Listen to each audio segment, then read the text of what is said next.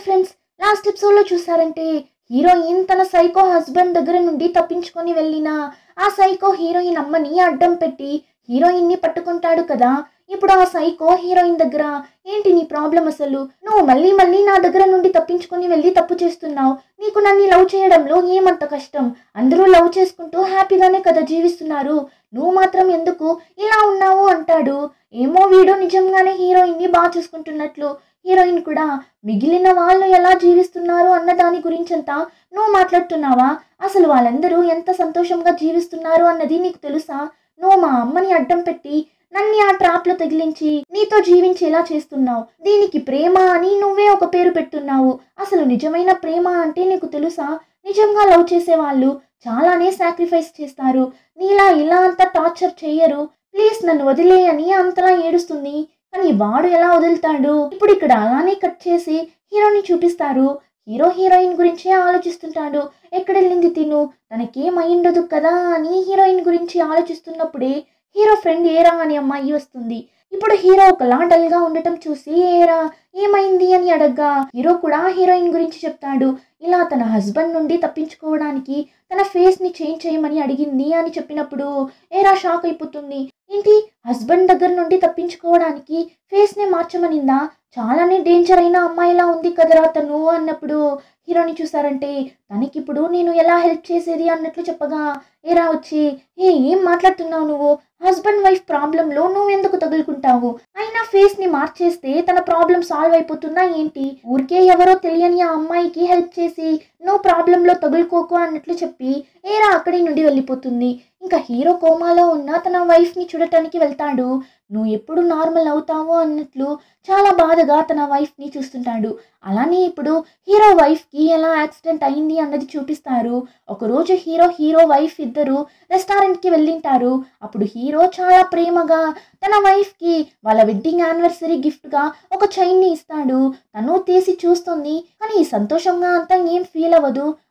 బాగుంది అని చెప్పాలి కదా అన్నట్లు చెప్తుంటుంది అంతే. యాక్చువల్లీ తనకి హీరో మీద పెద్దగా ప్రేమ ఉన్నట్లు కనిపించడం లేదు, కానీ హీరో మాత్రం తన వైఫ్ మీద అంత కేరింగ్ గా ప్రేమగా ఉన్నాడు. ఇంకా hero wife 1 week business trip కి వెళ్తుంటుంది. సో అప్పటి నుండి వెళ్ళడంలోనే ఉంటుంది.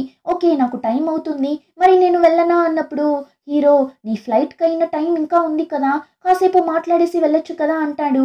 అయినా తను లేదు మాట్లాడటానికంతా టైం లేదు అని తినకుండా కూడా వెళ్తుంటుంది. హీరోకి అయితే ఒకలా అయిపోతుంది. వెంటనే పైకి లేచి సరే ఎయిర్పోర్ట్లో నేనొచ్చి నిన్ను డ్రాప్ చేస్తాను అంటాడు. అయినా తను లేదు వద్దు, నాకు ఒక్కదాన్నే వెళ్ళాలని ఉంది అని హీరోని కొంచెం కూడా పట్టించుకోకుండా వెళ్ళిపోతుంది. తన వైఫ్ ఇలా చేయడం హీరోకి చాలానే హర్టింగ్గా ఉంటుంది. యాక్చువల్లీ హీరో వైఫ్ ఇంకెవరితోనో అఫైర్లో ఉన్నట్లుంది, అందుకే హీరోని ఇలా అవాయిడ్ చేస్తుంటుంది. ఇప్పుడు కూడా కార్లో వాడితోనే కలిసి వెళ్తుంటుంది. హీరోకి ఈ విషయం తెలుసా తెలీదా అని తెలియడం లేదు. ఇంకా వీళ్ళిద్దరూ రోడ్లో ఏమొస్తుందో కూడా చూసుకోకుండా రొమాన్స్ చేస్తూ డ్రైవ్ చేయగా అంతే కార్ యాక్సిడెంట్ అయిపోతుంది. ఈ విధంగానే హీరో వైఫ్ కోమాలోకి వెళ్ళింటుంది. కానీ హీరో వైఫ్తో పాటు ఉన్న మనిషి ఏమయ్యాడు అని తెలియడం లేదు. ఇంకా ఇక్కడ ఈ సైకో సడన్ గా హీరోయిన్ని గన్తో షూట్ చేసేలా వెళ్తుంటాడు. హీరోయిన్ అయితే భయపడిపోతుంది. వాడు ఏంటి భయపడిపోయావా, ఇందులో బుల్లెట్స్ అంతా ఏం లేదు, కానీ నువ్వు ఇలానే మళ్ళీ మళ్ళీ నా దగ్గర నుండి తప్పించుకొని వెళ్తే మాత్రం నిన్ను ఊరికే వదలను, నువ్వు నాదానివి, నిన్ను అంత ఈజీగా నేను వదలను అని భయంకరంగా బెదిరించి వెళ్తుంటాడు. కానీ వాడు ఎంత బెదిరించినా హీరోయిన్ వాడి దగ్గర నుండి మళ్ళీ తప్పించుకోవడానికి ట్రై చేస్తుంది. కానీ ఈసారి పక్కాగా ఒక మాస్టర్ ప్లాన్తో ఎస్కేప్ అవుతుంది. ఫస్ట్ వాళ్ళమ్మని ఆ హాస్పిటల్ నుండి ఎవరికీ తెలియకుండా పిలుచుకొని వెళ్ళిపోతుంది. ఎవరు కనిపెట్టలేని ఒక సీక్రెట్ ప్లేస్లో సేఫ్గా వాళ్ళమ్మని తీసుకొని వెళ్ళి వదిలి వాళ్ళ దగ్గర మా అమ్మ ఇక్కడ ఉన్నట్లు మీరు ఎవరికీ చెప్పకండి, నేను త్వరలోనే వచ్చి మా అమ్మని పిలుచుకొని వెళ్తాను అని చెప్పి అక్కడి నుండి వెళ్తుంది. ఆ టైంలోనే ఇన్ని రోజులు కోమాలో ఉన్న హీరో వైఫ్ చనిపోతుంది. హీరోకి అయితే తన వైఫ్ అంటే చాలా ఇష్టం కదా, సో అంతలా ఏడుస్తాడు. తన వైఫ్ ఇలా చనిపోవడాన్ని హీరో అస్సలు యాక్సెప్ట్ చేసుకోలేకపోతాడు. ఇంకో పక్క psycho body guards hero phone location ఇలా ఈ సముద్రం దగ్గర చూపిస్తుంది అని సైకో దగ్గర చెప్పగా ఆ సైకో ఆ ప్లేస్కి వెళ్ళి చూస్తే అక్కడ హీరోయిన్ చెప్పులు, హీరోయిన్ బ్యాగ్, ఫోన్ అని అన్నీ పడి ఉంది. ఏమంటే హీరోయిన్ సముద్రంలో పడి సూసైడ్ చేసుకున్నట్లు ఒక సెటప్ ని సెట్ చేసి అటుపక్కనే ఉన్న అడవిలో ఎస్కేప్ అయి వెళ్తుంటుంది. ఆ సైకో అయితే హీరోయిన్ చనిపోయింది అన్న విషయాన్ని అసలు యాక్సెప్ట్ చేసుకోలేకపోతాడు. లేదు, తను చనిపోయి ఉండదు, అలా ఎలా చనిపోతుంది, సగం మంది ఈ సముద్రంలో వెతకండి, మిగిలిన సగం మంది ఆ అడవిలో వెళ్ళి వెతకండి అని చెప్పి వీడు ఇప్పుడు ఆ అడవిలో హీరోయిన్ ని వెతకడానికి వెళ్తుంటాడు. హీరోయిన్ ఆ అడవిలోనే పరిగెత్తుకుంటూ వెళ్తుంటుంది. అలా పరిగెత్తుకుంటూ వెళ్తున్నప్పుడు కాళ్ళు స్లిప్ అయ్యి అలానే కింద పడిపోతుంది. అలా కింద పడినప్పుడు హీరోయిన్ బ్యాగ్ దూరంగా వెళ్ళి పడిపోతుంది. అందులో హీరోయిన్ పర్స్ ఇంకా డబ్బులు అంతా ఉంటుంది. సరే, దాన్ని తీసుకుని వెళ్ళిపోదామని వెళ్తుంది. కానీ అంతలోనే హీరోయిన్ హస్బెండ్ యూన్ ఎక్కడున్నావు, యూన్ యూన్ అని అరుస్తూ హీరోయిన్ ఉన్న ఆ ప్లేస్ కి వచ్చేస్తాడు. ఇంకెక్కడ హీరోయిన్ ఆ బ్యాగ్ ని తీసుకునేది, అలానే అక్కడే దాంకుంటుంది. ఇంకా వాడు ఎలానో అక్కడే యూన్ యూన్ అని అరిచేసి వెళ్ళిపోతాడు. ఇప్పుడు వాడు వెళ్ళిన తరువాత హీరోయిన్ డబ్బులొద్దు ఏం వద్దు అని అక్కడి నుండి కష్టపడి మెయిన్ రోడ్ కి వెళ్ళిపోతుంది. అటుపక్క వచ్చే చాలా మంది దగ్గర లిఫ్ట్ అడుగుతుంది. కానీ ఒక్కరు కూడా ఆగరు. అందులోనూ ఫుల్ గా వర్షం పట్టుంటుంది. ఇంకా ఇది అయ్యే పని కాదు అని హీరోయిన్ అలానే కంప్లీట్ గా ఒక కార్ కి అడ్డంగా వెళ్ళి నిల్చుంటుంది. ఆ కార్ కూడా ఇప్పుడు ఆగుతుంది. చూస్తే ఆ కార్ లో ఉన్నది హీరో. హీరో తన వైఫ్ కి చేయాల్సిన ఫైనల్ రిచువల్స్ అంతా చేసేసి వెళ్తుంటాడు. ఇప్పుడు హీరోయిన్ ని చూడగానే కార్ లో పిలుచుకుని వెళ్తాడు. అడుగుతాడు ఏమైంది అని. హీరోయిన్ కూడా జరిగిందంతా చెప్తుంది. నేను వాడి దగ్గర నుండి తప్పించుకోవాలి అంటే నేను చనిపోయా అని వాడిని నమ్మించడమే నాకున్న ఒకే దారి. కానీ ఈ ఫేస్ ని పెట్టుకొని ఎన్ని రోజులు వాడి దగ్గర నుండి తప్పించుకోగలను అని తెలియడం లేదు అన్నప్పుడు హీరో ప్లాస్టిక్ సర్జరీ చేసుకోవాలి అన్నావు కదా, నేను నీకు హెల్ప్ చేస్తాను అంటాడు. హీరోయిన్ కి అయితే ఇప్పుడే ప్రశాంతంగా ఉంది. ఇంకా ఇక్కడ ఈ సైకో పిచ్చి పట్టినట్లు అరుస్తుంటాడు. నువ్వు చనిపోలేదని నాకు తెలుసు, వచ్చేసే, నా దగ్గరకు వచ్చేసే అని అంతలా అరుస్తుంటాడు. ఆ టైంలోనే ఇక్కడ హీరో హీరోయిన్ కి సర్జరీ చేయడానికైనా అన్ని అరేంజ్మెంట్స్ అంతా చేస్తుంటాడు. అప్పుడు హీరోయిన్ ఎలా నాకు సర్జరీ చేయడానికి ఒప్పుకున్నారు అని అడిగినప్పుడు హీరో నాకు నువ్వు ప్రాణాలతో ఉండాలి, మళ్ళీ ఒకరు చనిపోవడం నాకు ఇష్టం లేదు, నువ్వు ప్రాణాలతో జీవించడానికి అన్ని విధాలుగా నేను నీకు హెల్ప్ చేయగలను అని చాలా ఎమోషనల్గా మాట్లాడుతుంటాడు. ఏమంటే హీరో వైఫ్ చనిపోయింది కదా, అందుకే ఇంతలా ఫీల్ అయి మాట్లాడుతుంటాడు.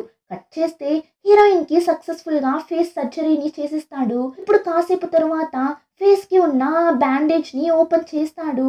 అలా ఓపెన్ చేసి హీరోయిన్ ఫేస్ ని చూసినోడు అలానే షాక్ అయి కింద పడిపోతాడు. ఏమంటే హీరో హీరోయిన్ కి ఆపరేషన్ చేసేటప్పుడు తన వైఫ్ ని తలుచుకుంటూనే ఆపరేషన్ చేసింటాడు. దానివల్ల ఇప్పుడు హీరోయిన్ కి హీరో వైఫ్ ఫేస్ రూపాన్ని ఇచ్చేసింటాడు. సో ఇప్పుడు చాలానే ఎమోషనల్ అయి అక్కడి నుండి వెళ్ళిపోతాడు. కానీ హీరోయిన్ కి మాత్రం చాలా హ్యాపీగా ఉంటుంది. ఇంకా వాడు నన్ను అస్సలు కనిపెట్టలేడు, వాడి దగ్గర నుండి నేను తప్పించుకున్నా అని హ్యాపీగా ఫీల్ అవుతుంటుంది. కానీ ఆ సైకో హీరోయిన్ చనిపోలేదు అని స్ట్రాంగ్ గా నమ్ముతుంటాడు. దానికి తగినట్లు ఆ సైకో బాడీ గార్డ్స్ అడవిలో హీరోయిన్ బ్యాగ్ ని కనిపెట్టిస్తారు. వెంటనే హీరో దగ్గర చెప్పగా వాడు వచ్చి చూస్తాడు.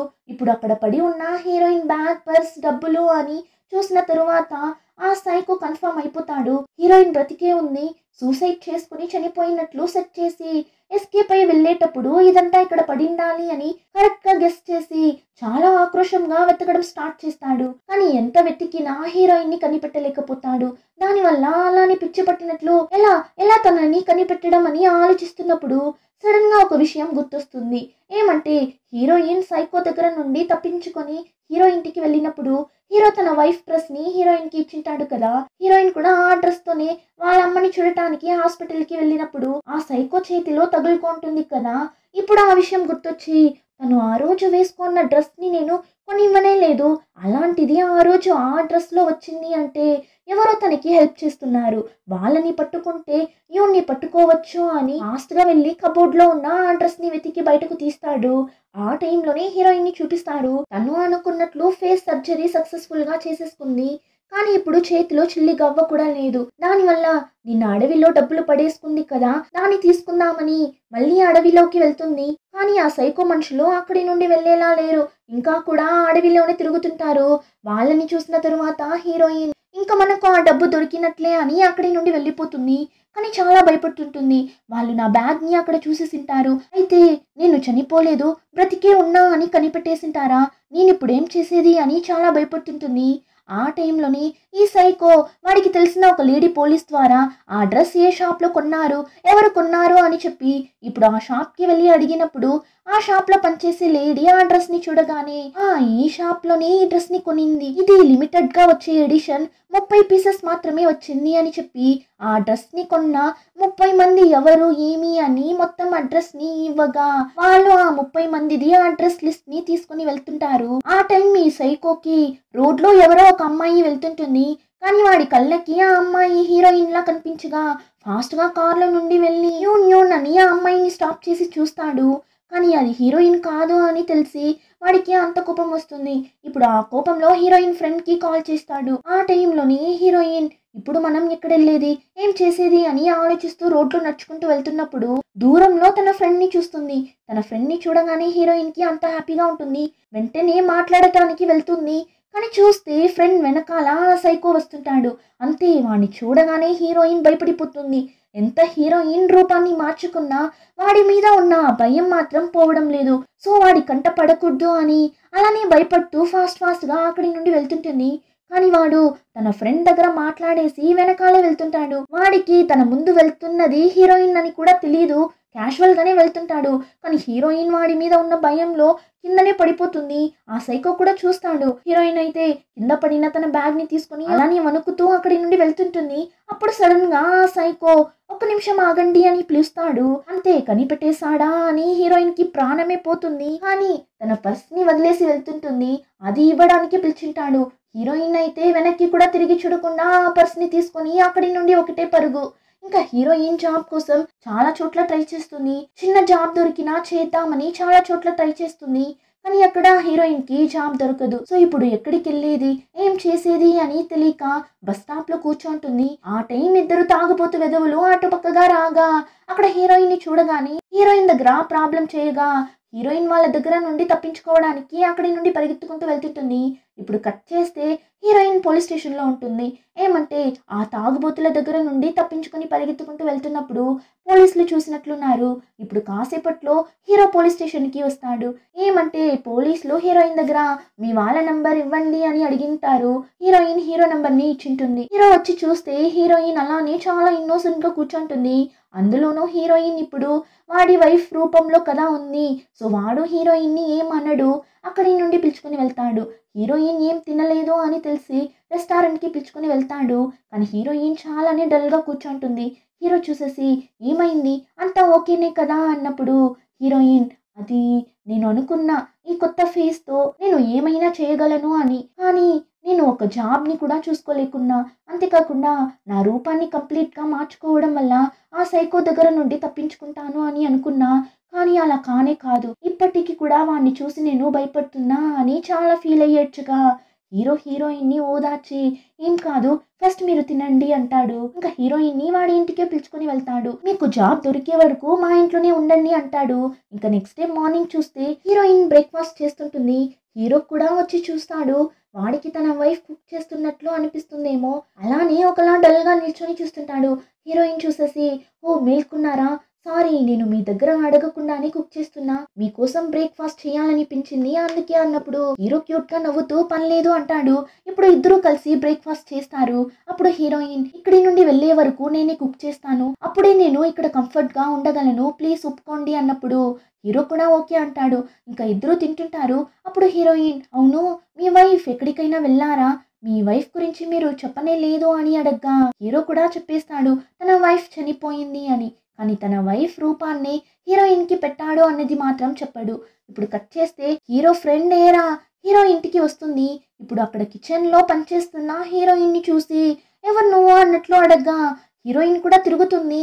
అంతే హీరోయిన్ ఫేస్ ని చూడగానే షాక్ అయి చేతిలో పెట్టుకున్న బ్యాగ్ ని కింద పడేస్తుంది. సోరం అని చెప్పి అంతలా షాక్ అవుతుంది. హీరో వైఫ్ పేరు సోరం. హీరోయిన్ కి అయితే ఏం అర్థం కావడం లేదు, ఎందుకు ఇప్పుడు తను నన్ను చూసి అంతలా షాక్ అవుతుంది అని చూస్తున్నప్పుడు హీరో ఏరా అని చూసేస్తాడు. ఫాస్ట్ గా వచ్చి బయట వెళ్ళి మాట్లాడదాం రా అంటాడు. కానీ ఏరా సూరం చనిపోయింది కదా మరి తినేవరు అన్నట్లు అడగ్గా హీరోయిన్ కి అంత షాకింగ్ గా ఉంటుంది. కానీ హీరో ఏరాని బయట లాక్కుని వెళ్ళిపోతాడు.